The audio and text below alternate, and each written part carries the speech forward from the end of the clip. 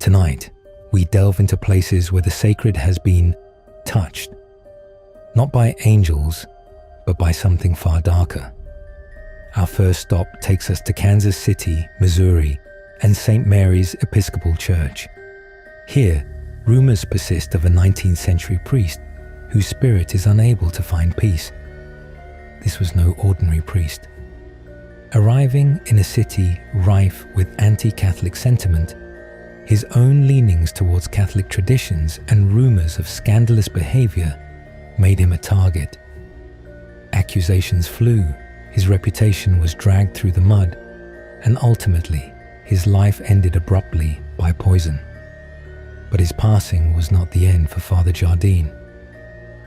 Many who have been near St. Mary's late at night report an unsettling feeling of being watched. Strange footsteps echo in the empty building, and the phantom scent of incense fills the air, even when no candles are lit. Some have even claimed to see the shadowy figure of a priest with a flickering candle in the second-story window, a silent sentinel forever bound to the church he served and the controversies that consumed him. Father Jardine's spirit, forever in torment, a chilling reminder that judgment and scandal can leave an indelible mark, even in the most sacred of places. Our next destination leads us to the vibrant yet haunted city of New Orleans, Louisiana, and the majestic St. Louis Cathedral. Beneath its soaring spires and stained glass windows lurks the spectral presence of Père Antoine. This man of the cloth was a significant figure in the city's early days, even officiating the marriage of the legendary voodoo queen, Marie Laveau. But his story has a darker twist. Whispers claim Père Antoine was secretly connected to the Spanish Inquisition, though eventually exiled and later returning as a beloved figure. Some believe the weight of his past deeds, the secrets he carried, tether his spirit to the cathedral grounds. They say his shadowy figure can still be glimpsed through the stained glass windows during Mass, a silent observer of the faithful. Others claim to feel his unseen presence in the quiet gardens behind the cathedral, a lingering echo of a life intertwined with both the sacred and the shadowed. Père Antoine, forever bound to the St. Louis Cathedral, a haunting reminder that even within holy walls, secrets can leave an eternal imprint. Across the Atlantic, in Louisville, Kentucky, stands the imposing First Church of Christ Scientist. Here, tragedy has woven a dark thread into the fabric of the building. Local sightings of the Lady of the Stairs, a young woman, forever pacing the steps. They say she was a member of a prominent family, deeply in love with a soldier. Their secret meetings took place right here, on these very stairs, under the watchful gaze of the church. Their plan was to escape, to be together despite her family's wishes. But on the night they were to meet at this sacred place, he never came. She waited, a jilted bride, her heart shattering with each passing moment. Unbeknownst to her, tragedy had struck. Her beloved soldier had succumbed to illness at a nearby camp. Chilled to the bone, believing herself abandoned, she returned home, only to fall ill herself. And in a cruel twist of fate, she too passed away, never knowing the truth. Now, they say her spectral figure still walks those stairs, forever waiting for a love that will never return.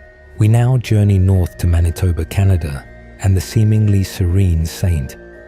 Andrew's on the red, but don't let its peaceful facade fool you. This historic church is said to be haunted by not one, but two unsettling figures. Who are they?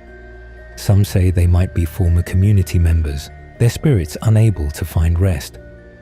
Others speculate they could be Captain William Kennedy and his wife. Their story now woven into the very fabric of this haunted place. The church itself seems to hold its breath, with reports of the antique pipe organ playing by itself when no one is there.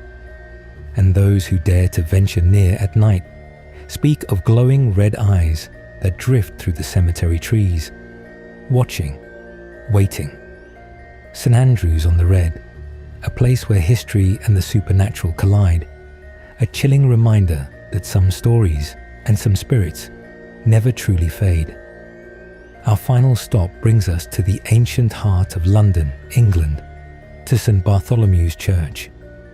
Within the ancient walls of St. Bartholomew's Church, a figure is said to roam, the ghost of a monk named Raher.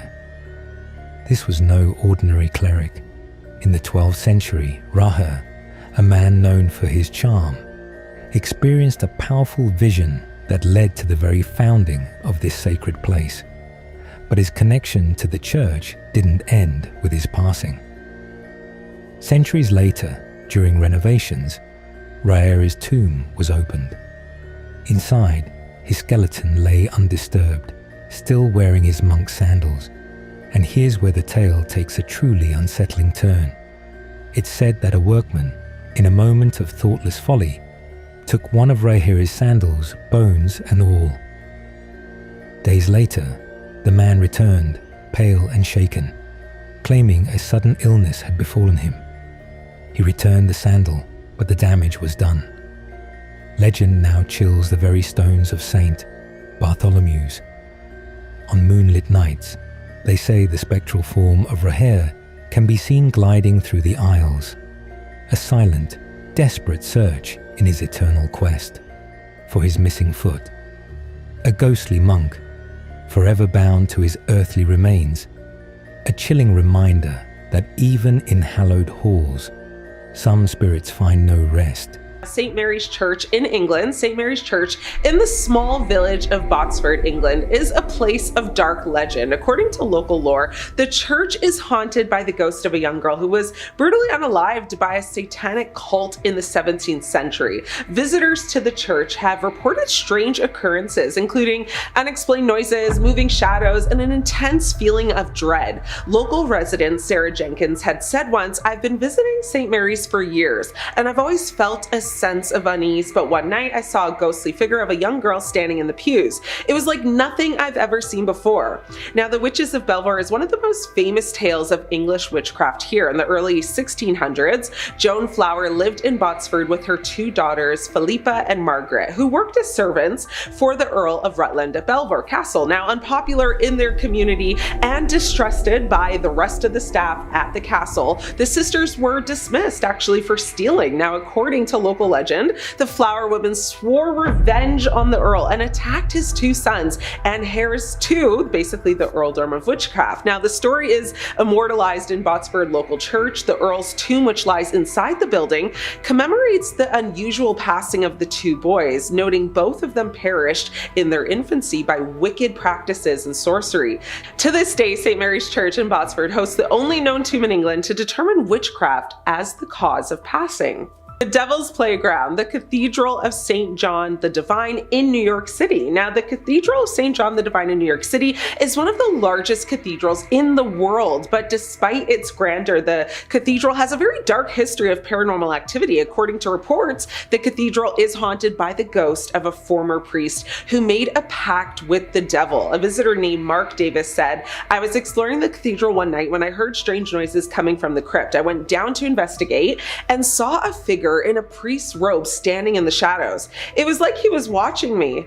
A guide to the cathedral from 1921 suggested that it might take 700 years for the cathedral to actually be completed, since it was built by employing true Gothic building methods. However, as of right now, it appears that the cathedral will never be completed. A temporary ceiling consisting of tiles is still in place, a century after it was supposed to be demolished so that the cathedral spire could basically rise. Now, St. John the Divine claims to be the largest cathedral in the world, defined as a church that is also the seat of a bishop. Measured by length or internal volume, it is one of the 5 largest church buildings in the entire world. Additionally, it possesses the largest rose window in the United States. The window, which is the 5th largest in the world, was constructed out of 10,000 pieces of stained glass. Just south of the cathedral lies its 11.3-acre close or campus. Visitors can actually actually stroll through the garden where the different plants and all species mentioned in the Bible. One of the close highlights, is the Peace Fountain, which is designed in 1985 by Greg Wyatt. The fountain was created to mark the 200th anniversary of the Diocese of New York. Now, it depicts the Archangel Michael embracing one of the 9 giraffes after his defeat of Satan. The haunted Hermitage, the Chapel of the Holy Spirit, which is located in France. Now, the Chapel of the Holy Spirit in the French countryside is a small, isolated church that's said to be haunted by the ghost of a former monk. According to local legend, the monk made a pact with the devil in exchange for spiritual enlightenment. A local resident, Pierre Dupont, said, "I've been visiting the chapel for years. I've always felt a sense of peace, but one night I saw a ghostly figure of a monk standing in the hallway. It was like he was trying to communicate with me." Now, the chapel in Roux, built between 1440 and 1515, is a major example of Gothic, flamboyant Picard art. Now, the Chapel of the Holy Spirit is located in the city center on a hill and is listed in the Supplementary Inventory of Historic Monuments. It was previously known as the Chapel of the Lenic Hospital before it actually moved in 1981. According to local legend, Brother Etienne was a devout monk who basically lived in the chapel during the 17th century. Etienne was known for his extreme devotion and his dedication to the church. However, as time went on, Etienne became increasingly disillusioned with the church and its teachings. One night, Etienne made a pact with the devil in exchange for spiritual enlightenment and a lot of power. The devil granted Etienne's wish, but at a terrible cost. Etienne's body began to wither away, and he became consumed by an intense feeling of darkness and despair. Now, several paranormal investigation teams have visited the chapel, and many have reported strange occurrences. Some have captured evidence of ghostly apparitions and unexplained noises. A paranormal investigator named Marie Martin said, "We investigate the chapel and captured some compelling evidence of paranormal activity. We believe that Etienne's ghost is still trapped in the chapel and that his pact with the devil has cursed the place."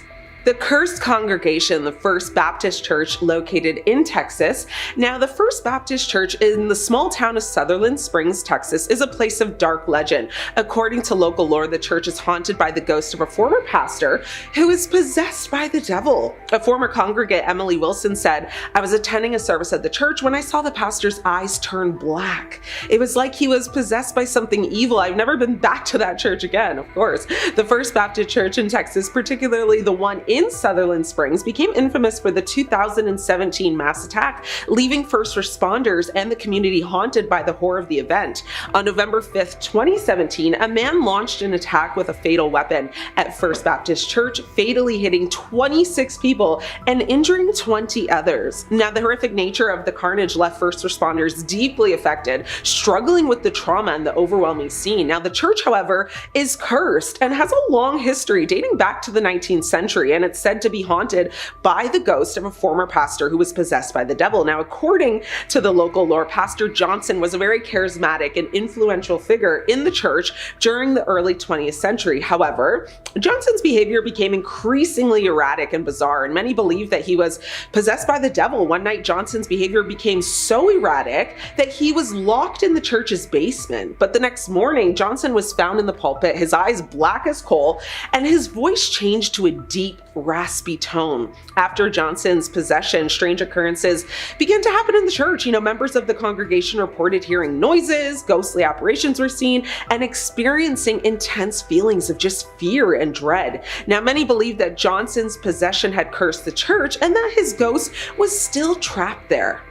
The Devil's Domain, the Cathedral of Santiago de Compostela in Spain. Now, the cathedral in Spain is one of the most famous pilgrimage sites in the world, but despite its sacred significance, the cathedral has a dark history of paranormal activity. According to reports, the cathedral is haunted by the ghost of a former priest who made a deal with the devil. A visitor named Maria Rodriguez said, "I was visiting the cathedral when I saw a ghostly figure of a priest standing in the sanctuary. It was like he was trying to warn me of something." Now, at night, when the lights of the city are on, a shadow of, a pilgrim is said to appear on the wall of the cathedral. The story goes that a priest who was in love with a nun from the St. Convent would meet her secretly in a passage under the stairs. One night, the priest asked the nun to run away with him, but she never came. She just didn't show up. The priest returned and waited in anguish for his love, dressed as a pilgrim, and has been waiting every night since. That's heartbreaking. You can find the shadow in the deep corner between the base of the clock tower and the royal door, behind a low fence next to the lighting pillar. There are other versions of this story, of course, including one actually about a criminal who was ordered to make a pilgrimage to Santiago to redeem his sins, but instead became involved in just more crimes. The first myth tells that this shadow is the soul of a criminal who was trapped in the cathedral. It states that a 15th century French nobleman was convicted of unaliving his father out of greed. To redeem his sins, he was ordered to make a pilgrimage to Santiago. However, far from, repenting and purifying himself, during his journey, he became involved in several conflicts that culminated in the assassination of 2 young men. When he arrived in the city exhausted and with no place to rest, he decided to sleep at the doors of the cathedral. Around midnight, though, the ghost of his father appeared to him to forgive him for unaliving him, but told him that he must pay for the demise of the 2 pilgrims. Therefore, he condemned the Frenchmen to wait eternally in the Quintana until their souls reached and finished their journey. What better place to start today's list than an old abbey? Specifically, Rush Abbey is a now ruined abbey in the civil parish of Maltby, Rotherham, South Yorkshire, England. If I mispronounced any of that, I apologize, I tried. It is in the valley of Maltby Beck and is administered by English Heritage. It's also listed in the National Register of Historic Parks and Gardens. The abbey was founded in 1147 when the stone buildings were raised on the north side of the beck. The co-founders of Rush were Richard de Buzzley, likely the great-nephew of the first Roger de Buzzley, the Norman magnate builder of Tickhill Castle, and Richard Fitzgerald. When the monks first arrived in South Yorkshire from Monaster Abbey in Northumberland, they chose the most suitable site of the stream that runs through the valley to build their new Cistercian monastery. 25 years later, at the end of the century, the Norman Gothic Great Church, dedicated to the Virgin Mary, had been finished, as well as most of the other buildings. The control of the abbeys was vested in the de Vesci family, lords of Rotherham, who in turn subfeuded the land to Richard Fitzgerald, Lord of Wickersley. From the start, the Abbey of Rush, built for the so-called white monks, as the Cistercians were known, had an almost otherworldly air. It was, after all, built at the northern end of an area once owned by Sherwood Forest, and it was said that Robin Hood went to mass here. At its height, it supported a community of around 175 men, of whom around 60 were choir monks, and the remainder being lay brothers. A Cistercian innovation. Eventually, on the death of the co-founder Fitzgerald, control of the abbey passed to his son Roger, now de Wickersley, and then eventually to a granddaughter, Constantia, who married William de Levitt, a family of Norman origin who were the lords of the nearby village of Houghton Levitt. The abbey continued in the Levitt family until 1377, when John Levitt sold his rights in the abbey to the London merchant Richard Barry. By the time of the dissolution, full control of Rush Abbey was held by Henry Clifford, 2nd Earl of Cumberland, who came in for numerous grants at the dissolution, as he was married to the niece of King Henry VIII. Back in 2021, members of the Conisbrough Paranormal Research Association were adamant that they had spotted a spooky monk at the old abbey. Dean, age 38, from Conisbrough, said that they had been up there taking photos, and the most interesting one was near the first gatehouse. They had found that one of the pictures, which had showed a monk from the chest up, with an orb, like a ball of energy, and the photo showed the outline of his head and a hood. Now, they were still going through the photographs at the time of the articles, because they took up to 1,000, but they were pretty sure it was a monk that would have lived there in the 12th century, when it was still an abbey. So the footage we have today was from the Haunted Finders channel here on YouTube, where a group of investigators had their equipment pick up a lot of spirits still kicking around on the grounds. Time to move over to Nest Church for a little change of pace, and maybe I won't bungle up as many words. Eerily surrounded by gigantic fields, this church is so rural that Google Street View didn't even have documentation of it by 2019. Hell, as of the time of my recording of this, they still don't have a Street View option. There are other roads nearby that have been covered, but nowhere near the church. Like we got here, the church is over here, none of this. If that isn't ominous enough, I don't know what is. Originally organized as the Norwegian Evangelical St. Johan's Congregation of Meeker and surrounding counties in 1861, Nest Church, located in Litchfield, Minnesota, is said to be one of the most haunted locations in the state. This tiny country church is said to be haunted by the spirits of settlers killed during the Sioux uprising of the 1860s. In the nearby town of Acton, a handful of young locals shot and killed 5 settlers, including a woman and her daughter, and all 5 are buried there. The incident sparked a violent conflict that ended with a mass execution of 38 Dakota residents in Mankato, a dark chapter in Minnesota's history. Some folks have reported the lights of the church come on by themselves and apparitions spotted on the premises. Avid ghost hunters frequent the grounds, and back in 2015, there was actually an instance of 4 people breaking into the church and being charged with felony burglary and criminal damage to property. Church officials tried to curb the trespassing and unwanted break-ins by offering guided tours. The video in question today seems to show an apparition caught on camera. You let me know what you think in the comments. Back to abbeys we go, with Kirkstall Abbey next up on the docket.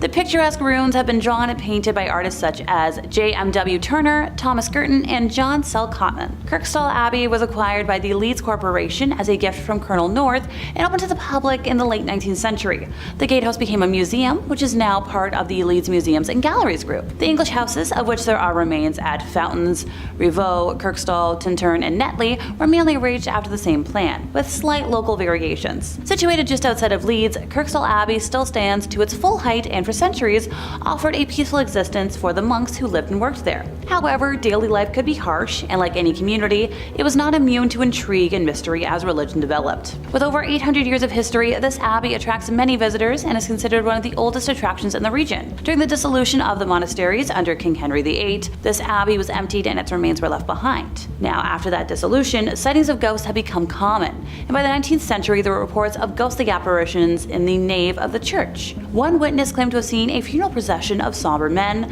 clad in white, proceeding slowly. Now, the abbey is also famous for its repeated haunting manifestation of a former abbot that walks around the building that has now been converted to the Abbey House Museum, although you're more likely to hear him moving around than you are to see him. Some also believe that there is a mad monk who haunts the abbey after his brother was killed by highwaymen on his way back from the Fountains Abbey, which is another abbey in Yorkshire.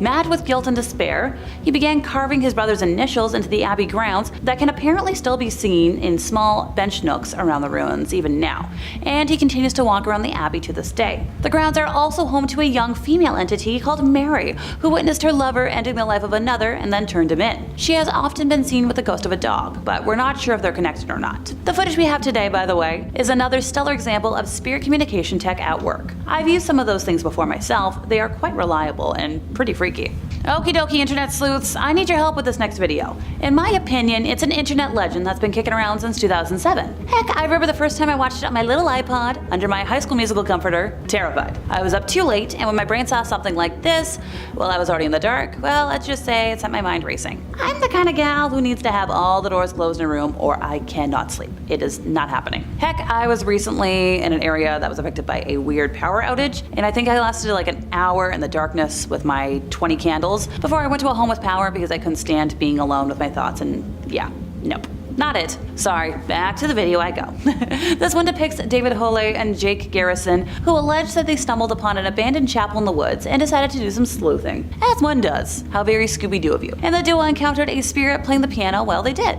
And very well, if I say so myself. Fun fact about me, folks, I took Royal Conservatory piano testing when I was younger, so I have an idea of what I'm talking about. I used to have to sight read. Other than that, I have no idea where the funeral channel guys are located, so let me know in the comments what you know. Okie dokie, everybody. We're gonna end today with an exorcism filmed through a peephole. So it's no secret that exorcisms are still a practice done today, but the Catholic Church really likes pretending that they don't because of the negativity and stigma around it. Technically speaking, the Catholic Church authorizes the use of exorcism for those who are believed to be the victims of demonic possession. Specifically, in Roman Catholicism, exorcism is a sacramental but not a sacrament, unlike baptism, confirmation, or confession. So unlike a sacrament, exorcism's efficiency depends on 2 elements: authorization from valid and legitimate church authorities, and the faith of the exorcist. The church will ask publicly, and in a position of authority, in the name of Jesus Christ, that a person or object be protected against the power of the evil one and withdrawn from his dominion. Now, the rite of exorcism was revised in January of 1999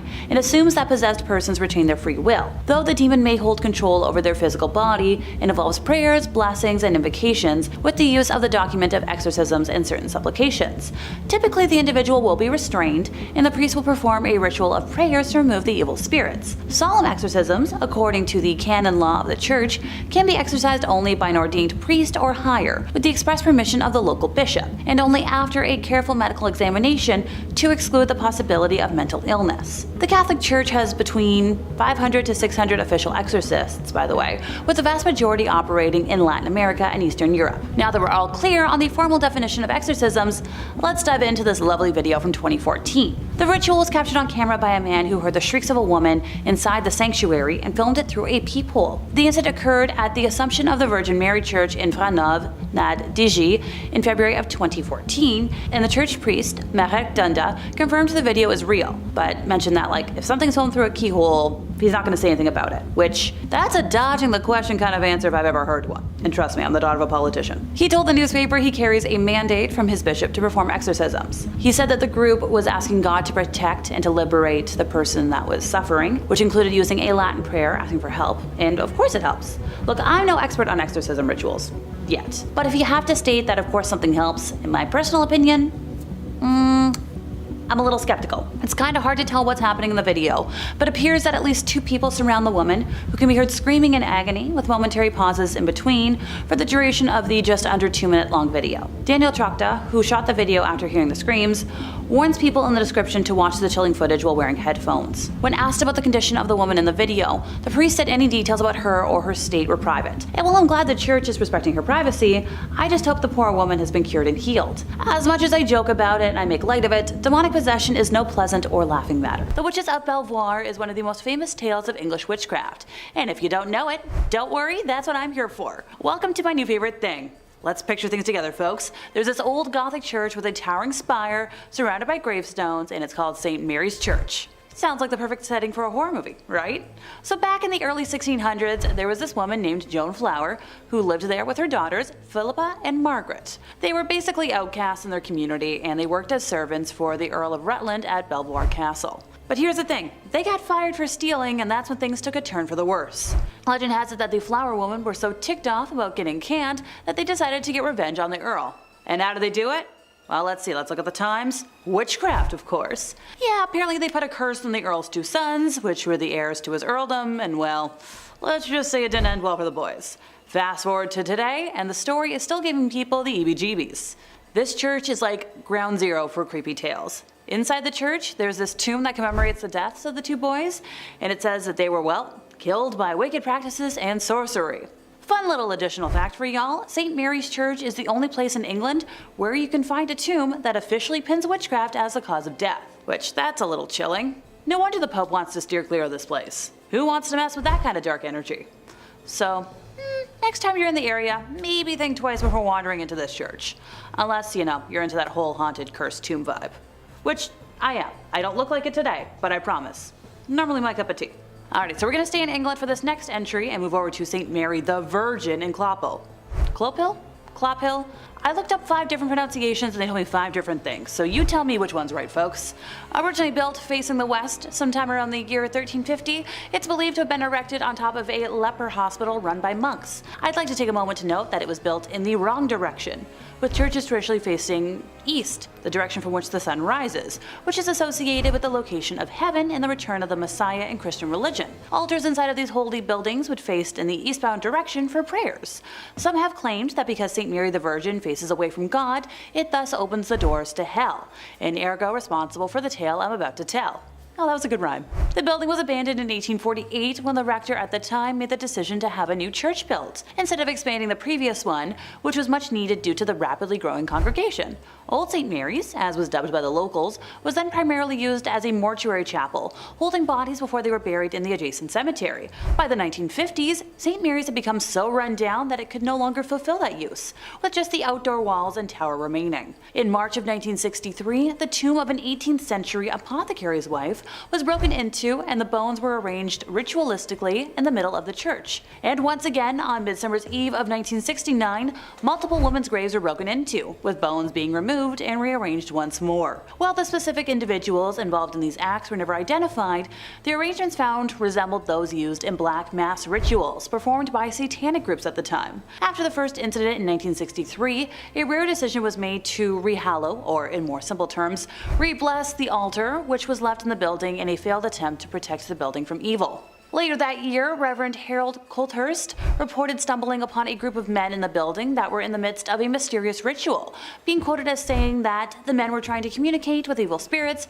chanting some sort of mumbo-jumbo. They were definitely in league with the devil. Modern-day visitors to the now landmark have reported seeing a plethora of ghostly figures during daytime, nighttime, faint lights moving about before vanishing mysteriously, along with reports of a chilly and oppressive atmosphere even during warm days. Yeah, I can see why some religious folks might not want to go there. How about we talk about a church that might not be haunted but still has some awfulness? Built in the late 8th century under the regime of the Sailendra dynasty, Borobudur Temple took an army of workers and 60,000 cubic meters of lava rock to construct. Yet, despite its massive size and elaborate rows of Buddha statues, it was mysteriously abandoned during the 14th century and sat in the jungle, undiscovered until 1814. It was finally restored with the helping hand of UNESCO in the 1970s, and its walls have some weird carvings, depicting the tormenting of humans, beheadings, and much more gruesome visuals that throw some light on the violent buried past of the site. I can't go into detail, sadly. Despite efforts to protect the temple, a few stupas were nearly destroyed during an attack in 1985. As the site is quite near to a few active volcanoes, the temple has also received its share of volcanic dust and earthquake events. The efforts for conservation have always been made after similar events have happened though, so they're trying to keep it. In the style of a step pyramid, the temple has 6 square bases, topped with 3 circular layers and a large main stupa. Pilgrims and visitors alike follow a guided path to the top of the complex, which leads them around the monument a number of times before reaching the peak.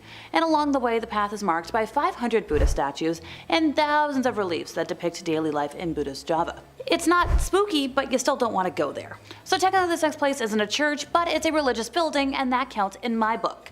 Time to check out the old Ursuline Convent in New Orleans.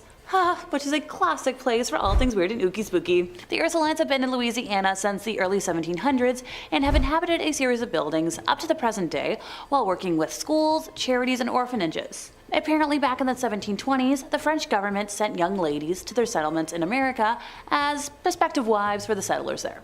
It makes sense. The mademoiselles arrived with their belongings in chests or casquettes and took up residence with the nuns until they could find husbands. According to legend though, they weren't carrying the usual possessions one would find in the luggage of a group of girls at the time. No dresses, books, shoes, money, iPods, no hair ribbons, no brushes. No, these young ladies were carrying vampires. Yeah, vampires in their luggage. Good thing this was in the 1700s because there's no way the TSA would let vampires get through security anymore. They're so strict about what you can bring on planes these days. No liquids in containers greater than 3 ounces, no sharp objects, no aerosol cans, and no undead monsters. Ugh. And here I was hoping to bring a vampire back when I go to the States in a couple of months. Anyways, the legend suggests that the girls were permanently locked in the 3rd floor attic of the old convent with their unusual carry-ons. And to this day, the superstitious locals believe that the vampires sneak out of the convent to feed at night. Although how they sneak out of a building they were locked in is beyond me. Hey look, since the young women were trapped in the convent along with the monsters, I hope that the vampires were at least gentlemen enough to romance the young ladies with sparkly romps through the forest while calling them spider monkeys, or at the very least, the women are keeping them away from the vervain. And if you got either of those references, or both of them, I love you. Alrighty everybody, we're gonna end today with a personal favorite, the Abbey of the Black Hag. Locally known as St. Catherine's Abbey, or simply as Old Abbey, it's located roughly 2 miles east of the village of Shanagolden, in the townland of Old Abbey. Can you guess where it got its name? One of the earliest recorded nunneries in Ireland, with its first official record being around 1298, this place was built on land donated by John Fitzthomas, and has the typical layout for abbeys of its time, with a dining hall, cells, isolated meditation areas, and other rooms still able to be identified amongst the ruins today. During the 15th century, there was a major battle for supremacy in the area between the Earl Fitzgerald and the prestigious Butler family, of which the earldom of Ormond belonged. It got to such an extent that the local bishop was known to pray for peace between the families at masses. During one of the nightly attacks, Earl Fitzgerald attempted to get his wife to safety, but as he was pulling her onto his horse, an arrow pierced her thigh, shattering the bone and spraying red bodily fluids. As he rode on, the Countess appeared to have succumbed to her injury, leading the Earl to seek sanctuary at St. Catherine's. The heartbroken man was certain his wife had passed, so he swiftly buried her beneath the altar and continued elsewhere to find safety. As the night went on, the nuns and residents began to hear hair-raising screams and made the decision to rebury the Countess in the hopes of bringing her peace. When they dug up the body, they discovered her fingers were broken, her nails had been torn off. The poor woman had been buried alive, with a very slow and tumultuous end of her life. To this day, it is believed the Countess has been unable to find peace and continues to scream in anguish, waiting for her husband to save her from a fate truly worse than death. Moving slightly ahead in time, we come to the Black Nun herself. Described as one in the order that wasn't content with being humble, helping others over herself, and the servitude to God, she instead craved power. The hag had her own cell, where she worshipped Satan and performed black magic, becoming a slave to the occult. Now this was the highest form of blasphemy in the church, and the other nuns in the order fled the abbey, while the hag remained in her now House of Darkness. I likey. To complete her rituals, the Black Nun would venture into the local community and perform depraved lewd acts and offer sacrifices, with the bones of young community members later discovered on the grounds. Now fast forward to modern times, where visitors have reported seeing the dark, shadowy figure of a nun wandering, the feeling of being constantly watched, and a disembodied hand reaching towards them. There has been flashlights that can't function in her cell, modern batteries drain too quickly to have any sort of rational explanation, just all over weird. And that brings me to the end of my list, which means it's time for comment section shoutouts. From the top 5 scary ghost sightings that will make you a believer, user MKing846 said that they've seen too many things to be a skeptic. You and me both, buddy. Annalise Bloom6765 also said they're a believer. They've had weird and paranormal, demonic things happen to them years ago. Yeah, no, trust me, I get it. And finally, Willie Gutierrez 2337 mentioned that they stay on the Queen Mary every year while working a reggae fest right across the street from it.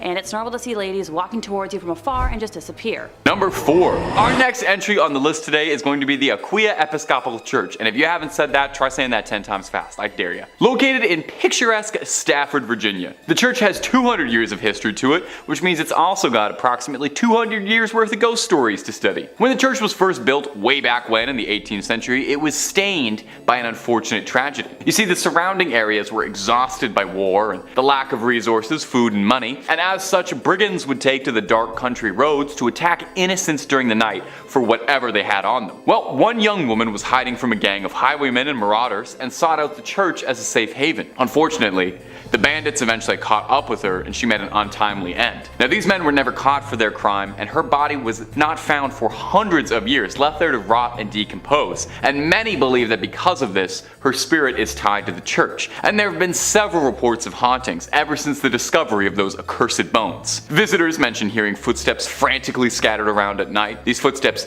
break into a run, but if you go searching, you'll never be able to find anyone attached to them. Voices can be heard in the room where she was attacked, some saying it sounds like a call for help or a painful scream of a struggle. Some go so far as to say they saw a transparent apparition of the woman in the church's windows or on the balcony. One story comes to us from a custodian who worked the graveyard shift there in the 1990s, claiming that he saw a ghostly woman's face floating above the graces, and says that he saw her smiling at him through the balcony windows before she vanished. One last one on this church. In the 1990s, to celebrate the bicentennial anniversary, the church sent out an invitation to a group of Civil War reenactors to fight a mock battle on its ground. During the night, one of the reenactors was complaining that there was a red and orange light that was flickering the entire night during the church that prevented him from sleeping. The man explained this to the father of the church, and the father explained back that there was no electricity in the vestry, and that the light must have been the spirit confused by why the Civil War had started up again. Imagine, you're a ghost, you're already out of time, and then you look outside and you see guys from your time? My little ghostly sense of the world would be so thrown off. I would have to buy a new ghost calendar. Number 3. Monaster Duff, or Abbey of the Black Hag, if you don't got all that time. Wow, you see that? You see what that church is called on that little chyron below me right now? I'm just supposed to pronounce that with my lips? Okay, it's also called the Abbey of the Black Hag, and that's what we're going with. We're not calling it that other thing. I'm not doing that. Black Abbey of the Hag, only name this church has ever gone by, and it was built in 1298. And it was one of the well-known medieval convents in Old Ireland. The remains of the abbey still stand today in a secluded valley, making it already mysterious and supernatural place just that much more supernatural and overgrown and spooky. I mean, the place is called the Abbey of the Black Hag. You don't name a place that unless it's extremely haunted or if there's like a cool boss fight or something there. Sounds like it's straight out of Dishonored. It's believed that the last abbess, horrible word by the way, in charge of the abbey practiced witchcraft, and in the scary way, okay? She brought death, misfortune to the surrounding areas. Pope Martin V condemned the abbey, not being down for witches at all. The accused witch left to live out in the damp, deserted abbey by herself, which she probably loved because it sounds scary. Over time, her skin blackened, her hair furled, and her soul twisted, leading to the place being renamed the Abbey of the Black Hag. And if you can believe it, there's actually more to this one. The Count and Countess of Desmond once called the abbey home when attempting to flee their attackers, where the Countess was fatally struck by an arrow and buried by her husband. But it wouldn't be the end of the Countess, because sightings of a ghostly figure around the ruins of the abbey were common, meaning someone eventually went to dig up that grave, finding worn out finger bones, meaning she was still alive when she was buried. It's said now that a woman's panicked shrieking can be heard in the early hours around the abbey. Number 2. The Borley Rectory. The Borley Rectory is an old London estate that has the unique distinction of being considered the most haunted building in the United Kingdom. No big deal, or anything. Almost immediately after its construction, stories of hauntings started to creep out. One of the first local legends says that in the 12th century, a priest and a nun had a naughty little affair, and when they were discovered, the nun was bricked up and left to rot in the nearby church. Since then, they say that her spirit roams the rectory. In 1900, 4 daughters of the then estate owner all said that they saw a nun wandering around the estate late at night. They tried to talk to her, but got no response back, just a scary ghost stare. The family claimed they'd see this nun around the property, and on one occasion they thought they saw the spectral apparition of a horse-drawn carriage with a headless rider. Some real Sleepy Hollow stuff. From there on, there was all these reports of bizarre sounds or strange shadows creeping out the corner of your eye. In 1927, the estate changed hands, as the original family owning the estate had all passed on, and a new family, the Smiths, had moved in. Shortly after, they discovered a human skull in the cupboard in a brown bag, which is not a great housewarming gift, to be honest. They reported poltergeist behavior, unexplained footsteps, lights flicking around them, and the same sightings of headless specters. Now, they only lasted 2 years, not being down for any of the hauntings or skulls in cupboards, any of that business. And the next family, the Foysters, didn't have much better luck. They had objects flying around their home, and on one occasion claimed their daughter was attacked by something truly horrible. They moved out as well. And the last owner of the rectory would be Captain Gregson, who accidentally lit the estate ablaze while unpacking, although insurance claims they think the fire was started intentionally, perhaps in a desperate attempt to cast away whatever evil has been trapped in the Borley Rectory for so long, or perhaps he unintentionally unleashed it out into the world. Time will tell. At number 1, Mortemer Abbey. Mortemer Abbey is a monastery in the forest of Lyons, France. A real old church built in 1134 on marshland, near the stagnant water of the drainage lake. The monks dug it out to try and dry the marshy land around the Fulbrock stream, which was called the Dead Pond.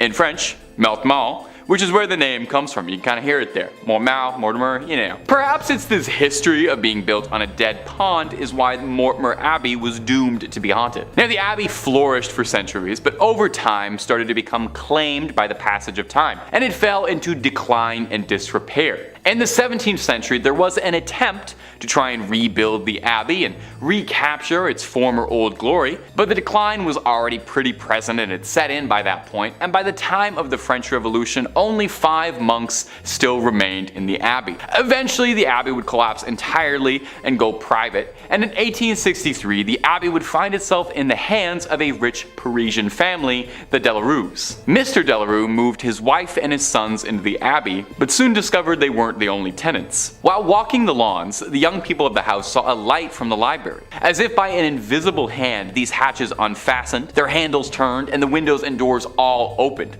The paintings on the inside of the abbey turned themselves around and steps thundered out into the halls, and nobody moved out immediately after. I would have started looking for new real estate right then and there. But one night the young Delarue, Charles, had his fiancée over to come see the estate that would become her new home in marriage. She was offered the guest room, but found herself terrified during the night when she couldn't sleep because she was too busy being tormented by mysterious sounds and objects around the room that were hurling themselves around, being possessed by something. Having had, quite frankly, enough, like I think any of us might have, the young suitor announced she would never live in this house, called off the entire marriage, and hurried back to Paris tout de suite, where there were plenty of handsome young men asking her hand in marriage who didn't live in old haunted estates, okay? That's the message to take away from this. Get the love you deserve, and the love you deserve is not in a haunted house. In fifth, we have the Most Holy Trinity Church in New York, built sometime between 1882 and 1885 on land that previously served as a graveyard until 1853. According to local rumors, not all of the bodies residing there were exhumed from the graveyard, and the spirits of those left behind still inhabit the grounds to this day. The church property covers an entire city block, and it is said that there are false closets leading to bricked-up doorways, tunnels, and random sub-basements throughout the church and convent. There are also mysterious passageways on the upper levels of the church, where legend says only priests are able to enter. The church's rectory was built in 1872 by its second pastor, Monsignor Michael May, who later passed in his room on the second floor. Priests who live in the rectory have used that space for mainly a guest room ever since, as no one has ever been willing to live in it on an ongoing basis. Guests have experienced lights being switched off and on, hearing strange noises, and the sound of a person walking back and forth while trying to sleep. Phantom footsteps have also been heard on the staircases in the building, and dogs who were once kept as pets in the rectory would stare in a trance-like state down the basement stairs, as well as into the dining room when the building got cold. In 1897, a parish bell ringer named George Stell's life was taken in the vestibule of the church. Though there was a suspect in the case, a former parishioner who would later be executed for an unrelated ending of life, no one was ever convicted of the crime. The red fluids of Mr. Stell's, as well as the red handprint of the killer, is believed to still be on the wall in a stairway leading to the bell tower. George's ghost still roams the church and is believed to be the reason why the bells will ring suddenly, vowing not to leave until his death has been solved. Moving on to our fourth place position, we have the Aquia Church of Stafford, Virginia. While the congregation was established in 1711, the physical parish wasn't built until 1751. It was a gorgeous brick building built on a peaceful hilltop with a two-story crucifix floor plan, which otherwise known as a cruciform, which was considered a rather unusual style for colonial churches. Aquia was built to replace two earlier sites of the Overwharton parish, which were constructed around 1680. The inside of the church burned down in 1754 and was not rebuilt until 1757. It was then shut down from the Revolutionary War until the Civil War due to lack of funding, before reopening as a stable, campsite, and hospital for Union forces. It was during this closure that a young blonde woman was traveling the dark country roads, rural Stafford County, when a group of highwaymen accosted her. This time period was full of exasperated uncertainty from the war, and with it a severe lack of resources, food, and money. Men would wait hidden on the side of roads to steal the valuables from people walking or riding by their hiding spots. She ran from the men to the sanctuary of the church, but was only able to hide for a little while before they broke inside and ended her life. Her body was hidden in the tower, and the men were never caught. It wasn't until after the Revolutionary War ended in 1775 and the church was ready to reopen for services that what was left of her was discovered. A skeleton with golden blonde hair that was as intact as if she had been freshly slain. The red fluid that spilled on the floor from her death was impossible to remove. Despite using every trick known to man, the stains remained in the tower for well over 100 years, until during a modern renovation when the redness was covered up by concrete. With the facility still being in use today, members of the church have mentioned hearing footsteps walking around at all hours of the day and will break into a frantic run around the church at night, but no one is there. Noises can be heard in the empty tower, with some saying it sounds like a struggle, others describing a groan, whistle, or even a call for help. Many have also mentioned seeing a transparent woman in the church's windows, on the balcony, or even in the graveyard, dubbing her Blonde Beth after the hair of the skeleton. In the 1900s, brave people would try to stay overnight at the church, but were chased away by what they described as an unfriendly presence. A custodian working in the graveyard saw a ghostly woman's face floating above the graves, while another man saw a woman smiling at him through the balcony windows before she vanished. In the middle of this creepy sandwich, in third place, we're taking a closer look at St. Mary the Virgin, located on the outskirts of Klopp Hill, England. Originally built facing the west sometime around the year 1350, it's believed to have been erected on top of a leper hospital run by monks. I'd like to take a moment to note that it was built in the quote-unquote wrong direction, with churches traditionally facing east, the direction from which the sun rises, which is associated with the location of heaven and the return of the Messiah in Christian religion. Altars inside of these holy buildings would face in the eastbound direction for prayers. Some have claimed that because St. Mary the Virgin faces away from God, it thus opens its doors to hell, and ergo responsible for the tale I'm about to tell. The building was abandoned in 1848 when the rector at the time made the decision to have a new church built, instead of expanding the previous one, which was much needed due to the rapidly growing congregation. Old St. Mary's, as was dubbed by the locals, was then primarily used as a mortuary chapel, holding bodies before they were buried in the adjacent cemetery. By the 1950s, St. Mary's had become so run down that it could no longer fulfill that use, with just the outdoor walls and tower remaining. In March 1963, the tomb of an 18th century apothecary's wife was broken into, and the bones were arranged ritualistically in the middle of the church. And once again, on Midsummer's Eve of 1969, multiple women's graves were broken into, with bones being removed and rearranged once more. While the specific individuals involved in these acts were never identified, the arrangements found resembled those used in black mass rituals performed by satanic groups at the time. After the first incident in 1963, a rare decision was made to rehollow, or in more simple terms, re-bless the altar that was left in the building, in a failed attempt to protect the building from evil. Later that year, Reverend Harold Colthurst reported stumbling upon a group of men in the building that were in the midst of a mysterious ritual, being quoted as saying that the men were trying to communicate with evil spirits, chanting some sort of mumbo-jumbo. They were definitely in league with the devil. Modern-day visitors to the now landmark have reported seeing a plethora of ghostly figures during the day and nighttime, faint lights moving about before vanishing mysteriously, along with reports of a chilly and oppressive atmosphere even during warm days. In second place, we're visiting l'Abbaye de Mortemer, or Mortemer Abbey. It was originally built in 1134 on land gifted by King Henry I. The stagnant water of the drainage lake, which was dug out by the monks to dry up the marshy land, was called Mortemer, or the Dead Pond, giving the monastery its name. Totally not ominous or anything. The monks constructed what was then one of the largest monasteries in the world on said land. The legend says that after the passing of his only son, King Henry wanted to reform his daughter Matilda and had her locked in a room in the abbey for 5 years. The anger and hate she felt from being sent away and isolated stained and seeped into the walls of the monastery, cursing it for eternity. After her eventual release, she went on to live until 1167, when it said her spirit returned to Mortemer Abbey to haunt the area as the White Lady. She is said to appear on nights close to a full moon, moaning as she drifts through the now ruins of the monastery. Those that have seen her report that she alternates between wearing black and white gloves. If she appears to you with white gloves on, you're destined for good luck. But if she appears with black, you'll be expected to pass within a year. Alas, Matilda is not the only spirit one must worry about if visiting the abbey. When the monastery was at its peak in the 1500s, a frail and suffering woman was brought to the monks with an illness it was believed that only they could aid. It was revealed that she was possessed by the spirit of a wolf and cursed to become a werewolf for several nights. The monks chained her to a room and conducted multiple exorcisms in an attempt to eradicate the spirit. The monks were able to exorcise the evil wolf spirit or demonic force out of the woman, but it then attached itself to the grounds and walls of the monastery. Several hundred years later, in 1884, a man named Roger Saboureau was hunting in the woods nearby when he was attacked by a large werewolf. He shot it multiple times, killing the creature, but when he returned home at dawn, he found the body of his wife bearing wounds matching those he had given the wolf. People say the spirit of Roger's wife and his own heartbroken spirit still wander the area when the moon is full.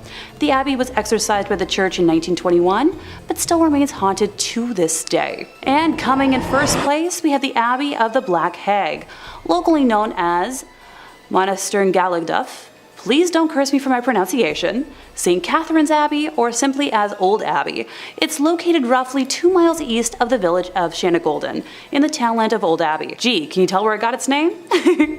One of the earliest recorded nunneries in Ireland, with its first official record being around 1298, it was built on land donated by John Fitzthomas, and has the typical layout for abbeys of its time, with a dining hall, cells, isolated meditation areas, and other rooms still able to be identified amongst the ruins today. During the 15th century, there was a major battle for supremacy in the area between the Earl Fitzgerald and the prestigious Butler family, of which the Earldom of Ormond belonged. It got to such an extent that the local bishop was known to pray for peace between the families at masses. During one of the nightly attacks, Earl Fitzgerald attempted to get his wife to safety, but as he was pulling her onto his horse, an arrow pierced her thigh, shattering the bone and spraying red bodily fluids. As he rode on, the Countess appeared to have succumbed to her injury, leading the Earl to seek sanctuary at St. Catherine's. The heartbroken man was certain his wife had passed, so he swiftly buried her beneath the altar and continued elsewhere to find safety. As the night went on, the nuns and residents began to hear hair-raising screams and made the decision to rebury the Countess in hopes of bringing her peace. When they dug up the body, they discovered her fingers were broken and her nails had been torn off. The poor woman had been buried alive, with a very slow and torturous end of her life. To this day, it is believed that the Countess has been unable to find peace and continues to scream in anguish, waiting for her husband to save her from a fate truly worse than death. Moving slightly ahead in time, we come to the Black Nun herself. Described as one in the order that wasn't content with being humble, helping others over herself, and the servitude to God, she instead craved power. The Hag had her own cell, where she worshipped Satan and performed black magic, becoming a slave to the occult. This was the highest form of blasphemy in the church, and the other nuns in the order fled the abbey, while the Hag remained in her now House of Darkness. To complete her rituals, the Black Nun would venture into the local community and perform depraved, lewd acts and offer sacrifices, with bones of young community members later discovered on the grounds. In modern times, visitors have reported seeing the dark, shadowy figure of a nun wandering, the feeling of being constantly watched, and a disembodied hand reaching towards them. It has been reported that flashlights cannot function in the nun's cell, and modern batteries drain too quickly to have any sort of rational explanation. Number 5 on this list is Halstatt Carner. Halstatt Carner is one weird church, man, let me tell you. I'm all about unique and cool decorations, but human body parts?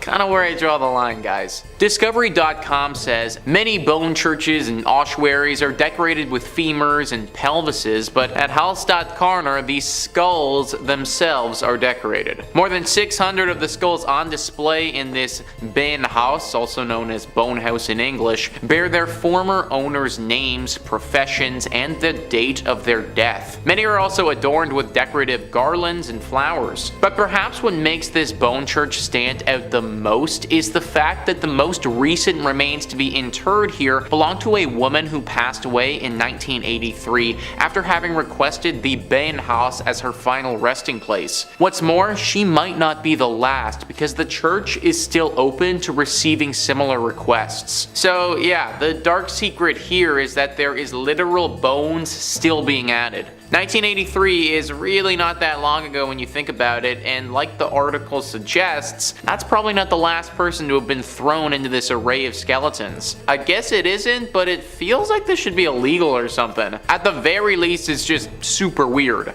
Like, why is a bunch of dead bodies and bones and stuff bringing anyone closer to God? Isn't the whole point of church to connect with your spiritual side? Not get grossed out by a bunch of dead people who you might have even known at one point. The church is located in Austria and has got to be one of the scariest churches in that country for sure. Unless you want your bones to be added to some religious display, I would stay away from this place. Number 4 on this list is the St. Louis Cathedral, a beautiful church like many on this list, which is riddled with spirits. List first says, like the city it serves, the St. Louis Cathedral in New Orleans is a font of strange myths and legends. Originally built by the city's French rulers, the modern cathedral wasn't completed until the 1850s. According to lore, the ghosts of the old structure came along for the ride. One of the cathedral's better known ghosts, Père Dagobert, was an 18th century priest. Dagobert was renowned for his kindness, especially his willingness to treat the poor and terminally terminally ill. During the 1760s, several members of his congregation decided to revolt against the city's new Spanish rulers. The mainly French and Creole rebels successfully pushed the initial Spanish force out of the city, but a larger force later managed to claim New Orleans for the Spanish king.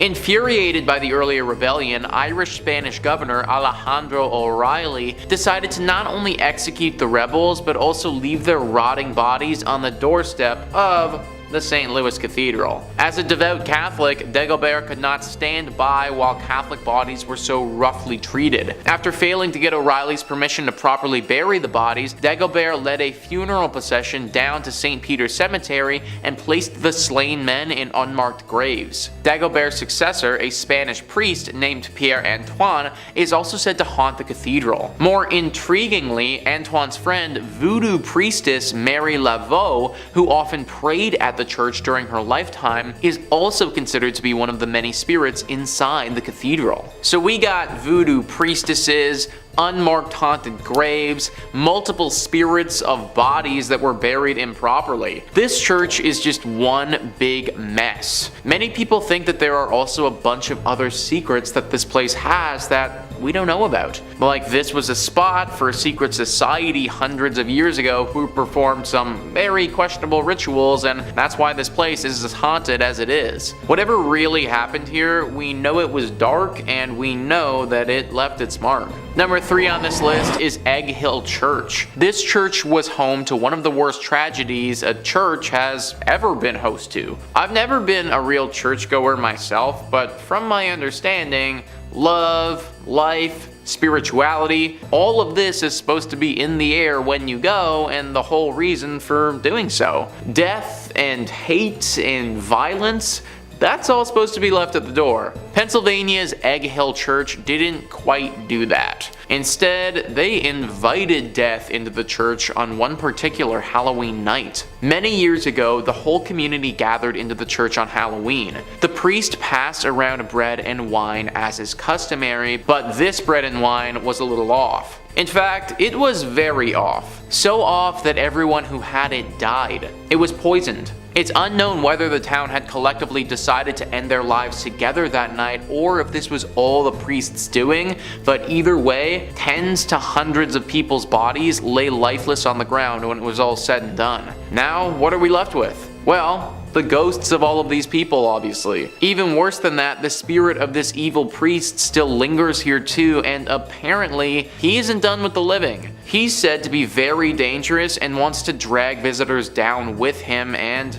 take their life. This whole story is pretty much as dark as you can get, and it's no wonder the place is totally messed up today. Number 2 on this list is St. Nicholas Church. Hey, it's me. It just so happens that my church is haunted by a dozen spirits. Great. List first says St. Nicholas Church is practically haunted by default. That's because the village of Pluckley, its home, is reputably the most haunted locale in all of England. The Kent village is home to the Watercress woman, who occupies the Pinnock Bridge, and to the ghost of a schoolmaster who committed suicide in front of his pupils. According to a conservative estimate, Pluckley contains no fewer than 12 active spirits. The church itself is said to be the home of both the beautiful ghost of Lady Daring and the Lady in Red, a ghost who searches the adjacent churchyard for her lost baby. The ghost of a former miller who worked in the area is also said to haunt the churchyard in search of a long-lost love. Also, the ghost of a monk at nearby Greystone's house is also said to be seen during the night. Finally, visitors to St. Nicholas have reported seeing lights in the church's windows when no one was inside. So we have another church with just a plethora of horrible things. Someone taking their own life, a missing a man who has lost his loved one. My question is, why did all of this happen at this one church? Like, what really caused all of this to transpire in the first place? Are we just supposed to believe that it's all coincidence, or is there actually something more afoot here? I think that's the real secret, and sadly, I don't know if we're ever going to be able to find the true answer. And finally, number 1 on this list is St. Andres on the Red. Just that name alone on the Red. Like, of course this place had to have some dark secrets. List first says St. Andrew's on the Red, completed in 1849, is located in the town of Selkirk, which is more or less a suburb of Winnipeg. It's the oldest stone church in Western Canada, and it may be the region's most haunted thanks to the spirits of former plague victims. Other apparitions are said to populate the church's graveyard. Eyewitnesses have reported seeing a ghostly man clad in black and a mysterious woman in white. Also, a disembodied pair of red eyes have startled the visitors in the past, while a ghost car has been noted not far from the church's main entrance. If you're thinking about visiting the church or graveyard, be wary. Those who've claimed to have seen the various apparitions also reported having terrible nightmares the following nights. Most of these nightmares apparently involved the gates of the cemetery, which rattle even though no hands are seen shaking them. Some people can't shake these nightmares either. The occasional individual will have these persist for months or even years. I'm sure that the architecture and natural beauty is nice and all, but I'm not trying to risk nightmares for a year to see it. I do wonder what happened to those gates though. Is it some weird thing with the wind that's causing it, or is it what people suggest, some type of ghostly intervention? I tend to think some sort of spirit has to be involved, considering the thing with the nightmares happens as well, but you gotta wonder who. Sometimes I really do think that being a paranormal investigator would be awesome, because you could get to the bottom of these things, but then again, that's a pretty unforgiving profession.